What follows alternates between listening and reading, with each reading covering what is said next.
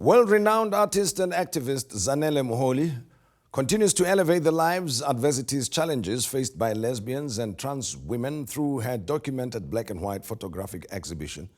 And this is part of her 10th year project titled Faces and Faces. Painfully aware of the lack of documentation of her community and its absence from visual history, Muholi has since captured over 250 portraits capturing the lives of lesbian and trans women through the various phases of their lives. Muholi joins us to discuss her exhibition, as well as to explain to us the history of the art and tell us the untold and sometimes forgotten stories of those most vulnerable in our society. Zanele, pleasure to have you join us on the show. We appreciate. And your exhibition has been going on already in Joburg for the past few days. And where is this taking place? Faces and Faces 10 opened last Thursday on the 15th of September at Stevenson Gallery in Braamfontein. Yes. 62 Juta Street. Yeah. And it's still continuing, right? It's on until the 14th of October. Okay, so it's going to be there for some time. Yes. And this has been, let me call it a labor of love and effort on your part for the past 10 years. It's a culmination of work that started. What started it anyway 10 years ago, this project? 10 years ago, I worked for an organization called FEW, which is Forum for Empowerment of Women, a black lesbian organization that I co-founded, which was based at Constitution Hill. I worked there with two young individuals who are no longer there, who are no longer alive. They died, one in 2006, and her name was Buhle Msibi. And another person was Busi Sigasa. They were both 25 when they passed. Busi Sigasa was a multiple rape survivor at that time, and she died in March 2007 from complications based or due to those incidents. I just thought to myself that painfully, whatever that was recorded in terms of like LGBTI history, when I say LGBTI, I mean lesbian, gay, bisexual, and transgender, people in this country tend to be tragic, if not sensationalized. If not, it was one of those cases where it's about like murder and rape. There was nothing positive. So I needed to create a positive imagery of our community, speaking from an insider's, perspective, not like speaking from a distance.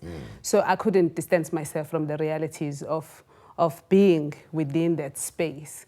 And at the time, South Africa just legalized same-sex marriages, which is under Civil Union Act of 2006. And the very same year, there was a team, like soccer players, that went to Chicago Gay Games. And it was called Chosen Few, and that team belonged to FEW. That wasn't much documented by the local media. And we didn't also have anyone who was really focused on that, if it was known at all by the media. That really triggered me, because I thought to myself, here we have some cameras, we're capable beings who are thinking. It's a matter of pressing the shutter button and have some record of the activities that we had. And that also really and this is the team was Chosen Few. It was Chosen Few. Okay. And it's played at the Chicago Gay Games in 2006. All right, made up of who? Of black lesbians. Okay. From different parts of Johannesburg. Okay. Mainly from Johannesburg townships. And then what form was sports? Soccer. Oh, okay. Yeah. So the Chosen Few was the name of the football team. Exactly, exactly, soccer team. And Busi and Buhle were supposed to join us, even though they weren't going to play soccer as such, but because they were poets, they were going to come as entertainers. Yes. And also share their work with us. Buhle died on the 31st of March, just a few months before we traveled to Chicago. And then Busi did not get to travel, and she passed in March 2007. And that led to me thinking, like, here we had people who were special to us that we all admired and liked their work.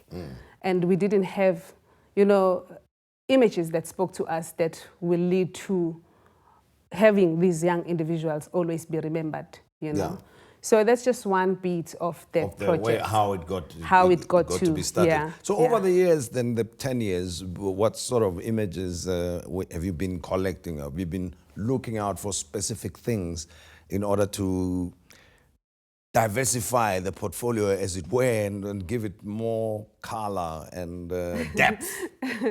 Faces and Phases is just one project out of many other projects that I've produced over a period of 15 years. Yes. I'm a product of Market Photo Workshop, which is a photo school that was started by David Goldblatt in Newtown, Johannesburg. There were many images that I've produced prior to Faces and Phases specifically. So Faces and Phases is just like one ongoing project. Let's understand it then. Yeah. Phases and Faces. Faces and Phases, right. Which is ongoing. Yeah. Other projects just explain the project itself, what it's all about, what it's trying to tell us. Achieve, Faces and Phases is a black and white portraiture series. I'm specifically documenting portraits of individuals who identify either as black lesbians or transgender people. It's not only trans women, but also it's both trans men and women. And talking about transgenderism, we're talking about like people who have transitioned from one gender to the next. Yeah. And some of the people's faces in the series have since transitioned. When they were out there, known, before they discovered themselves, they were either lesbians or identify likewise or differently, or either bisexual or asexual, but have since now fully discovered their really, selves. Yes. Other project that I've worked on previously is Being Series, which looked at intimacy between people of the same sex. Also, that documentation we lacked as black people living at the height of hate crimes and having...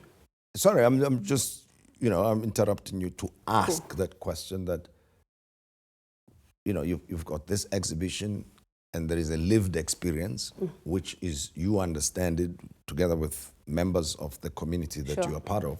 But the broader South Africa probably was still to come around and understand, or in some cases even accept, I suppose, that the challenges are still there, I suppose, for your community, isn't it? There are quite a number of, as a person who has openly and outly lived as me, there's a lot of work that still needs to be done. We're starting with documentation first, and make sure that we're out there in the media and we're visible as much as possible, without fear of being rejected, without fear of being excluded, without fear of just being in spaces where you deserve to be there, but people tend to have this negativity and passing around myths of like saying it's an African to be homosexual or to be lesbian or to be trans in Africa. And for me, per se, I just wanted to challenge that and rewrite a visual history that spoke to me without waiting for academics to write my life, because it's me who lives this life, and this is not a lifestyle. So I just needed to fix that before it was too late, to say in this lifetime, you have this generation of ours that ever lived before us, but who never had an opportunity to document themselves. We live in Africa where oral histories form part of our lives, but then talking about like visual histories now, to say this forms part of South African visual history, or this forms part of South African visual culture.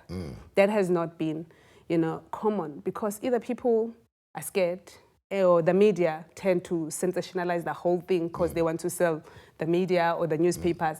I had to turn the tables and say, listen, we are here. We live beyond just pride, because the only time that you see queers in space is when it's pride, and you have pink feathers in the air, you have purple feathers in the...